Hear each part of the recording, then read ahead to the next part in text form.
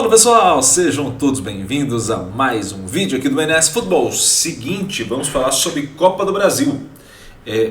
Qual que é a ideia desse vídeo? A gente faz um exercício de reflexão a partir dos dados do Brasileirão, não da Copa do Brasil, do Brasileirão, e tentar enxergar como serão os confrontos, tanto de hoje entre Corinthians e São Paulo, quanto de amanhã, e aí no vídeo de amanhã, entre Grêmio e Flamengo, beleza? Então a gente vai fazer essa análise com os dados do Brasileirão, mais voltados para os confrontos da Copa do Brasil, combinado? Então vamos ao seguinte, vamos ao entendimento do perfil das equipes. Então a gente vai apresentar o perfil dessas equipes com as novidades que a gente tem de análise para vocês, e a partir do perfil a gente vai comentar sobre o favoritismo geral, que é a sensação que a gente vai ter nesse momento sobre quem passaria de cada um dos confrontos, ou pelo menos desse confronto agora de terça-feira, tá bom?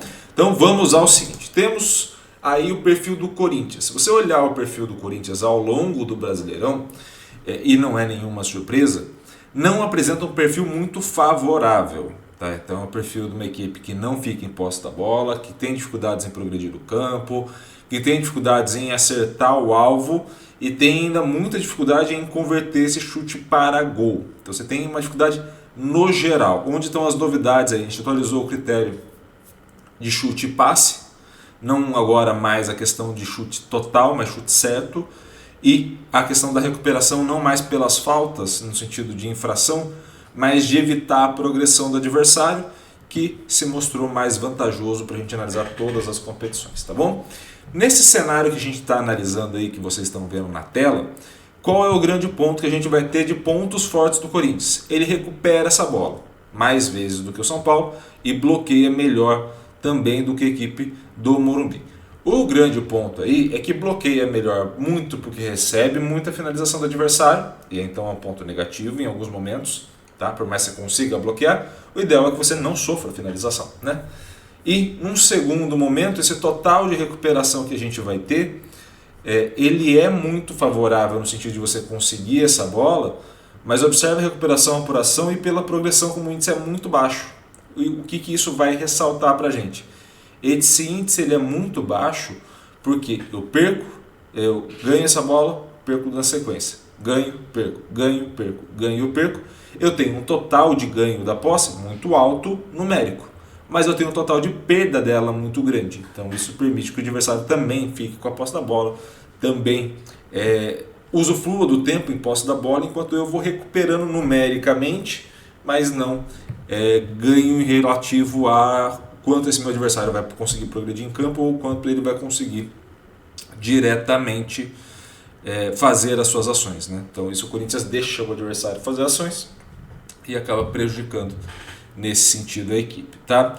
O São Paulo, né, a gente está falando da 15ª melhor equipe do Brasileirão segundo os indicadores, o São Paulo passa a ter uma das melhores campanhas até agora. O São Paulo tem uma equipe muito interessante para esse campeonato.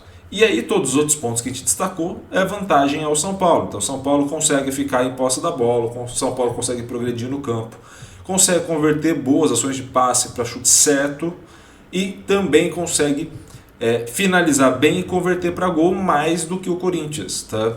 E isso vai acarretar de menos recuperações ali no total, mas mais rapidez e menos progressão do adversário em campo. Então a gente começa a entender que esse São Paulo vai conseguir recuperar mais próximo do gol adversário, esse São Paulo também vai conseguir recuperar em menos ações do adversário, vai conseguir proteger sua meta melhor na defesa do Rafael do que necessariamente no bloqueio. Então você começa a entender como as duas equipes vão se organizando, tá? E esse é um grande ponto, um ponto muito importante da gente entender como essas equipes de fato vão se organizar. E esse é um cenário que a gente não está levando em consideração mando de campo, é o cenário geral. Então se a gente partir desse cenário geral, o que a gente pode entender desse confronto? Há um claro favoritismo do São Paulo em relação ao Corinthians nesse primeiro confronto, ou nesses confrontos que o São Paulo vai ter contra o Corinthians, começando na Arena Corinthians e depois finalizando no Morumbi. Qual é o grande detalhe? A gente sai dessas pontas aí, onde o Corinthians tem 45 e o São Paulo tem 57, e vai para o seguinte, vai para um 49-52, Isso olhando o Corinthians como mandante do campeonato e o São Paulo como visitante. Tá? Então o São Paulo ainda apresenta indicadores melhores do que o Corinthians, porque a fase do Corinthians não é tão boa assim, né? Por mais que nos últimos jogos venha ganhando, mas percebam que são do Brasileirão, né? Você pega ali nos últimos jogos, você tem muito jogo da Sul-Americana e um jogo da Libertadores, né? Você tem 2 Sul-Americanos, um Libertadores. No Brasileiro, essa recuperação ainda é mais recente. Então você tem ainda menos dados que corroboram com esse avanço do Corinthians, enquanto o São Paulo já está mais tempo vencendo e isso vai corroborando com os dados que estão aí. Tá? Qual é o grande cenário? Um São Paulo que domina o jogo com o Corinthians que gosta de ser dominado nesse jogo. E aí prefere recuperar essa bola, atacar mais rápido. Nesse cenário que a gente está caracterizando, o Corinthians leva vantagem em relação ao São Paulo na hora de conversão. O grande detalhe é que nenhum dos dois convertem bem. Então tende a ser um jogo muito amarrado, muito fechado e de poucos gols a princípio. Tá?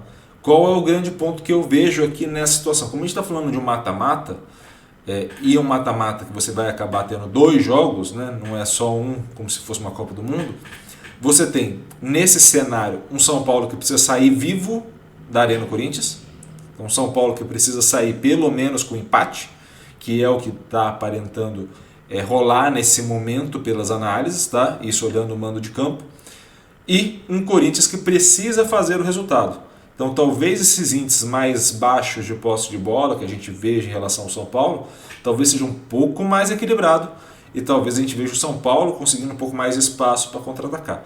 Mas tudo isso depende de como essas equipes vão se organizar. A princípio é para dar um jogo muito equilibrado nesse primeiro, com uma possibilidade grande de empate, tá bom? Qual é o cenário que a gente pode entender da volta e pensando essas equipes nesse atual momento, para a gente fazer um recorte mais geral.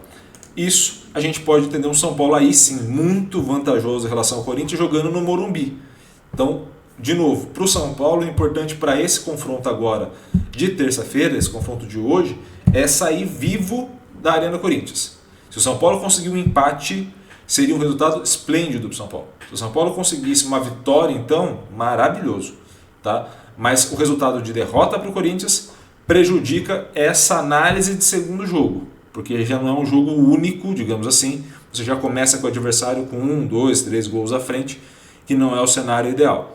Mas a gente pode entender que o São Paulo leva uma vantagem no confronto, como tudo, nas possibilidades e estratégias do confronto, e que esse primeiro jogo para o São Paulo e para o Corinthians será muito importante para a gente entender o caminho que vai acontecer no Morumbi. Porque essas vantagens que a gente está vendo aí de um gol, por exemplo, 2 de diferença nesse segundo jogo, se começa 1-0 para o Corinthians, por exemplo, ou com um gol de diferença para o Corinthians, por exemplo, já não há mais 2 de vantagem, você passa a ter um só e a tua margem é menor.